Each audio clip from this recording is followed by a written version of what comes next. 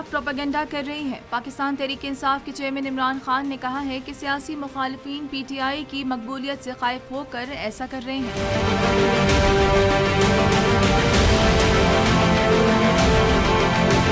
मुझे बदनाम करने के लिए मेरे अल्फाज को तोड़ मरोड़ कर पेश किया जा रहा है। साबिक वज़ीर आज़म इमरान खान ने समाजी राब्ते की वेबसाइट ट्विटर पर अपना बयान जारी करते हुए कहा है कि इस प्रोपेगेंडे पर निगाह रखे हुए हूँ जो मुजरिमों का PTM नामी गिरोह मेरे खिलाफ कर रहा है। कप्तान ने कहा कि इस प्रोपेगेंडे की वजह वो खौफ है जिसका ये PTI की बढ़ती हुई मकबूलियत के बाइस शिकार है। चेयरमैन PTI ने मजीद कहा है कि मैं आज पेशावर के जलसे में इन सब को बाज़ाब्ता जवाब दूंगा जो मुझे बदनाम करने के लिए मेरे अल्फाज को जानबूझकर तोड़ मरोड़ रहे हैं। बस बहुत हो गया।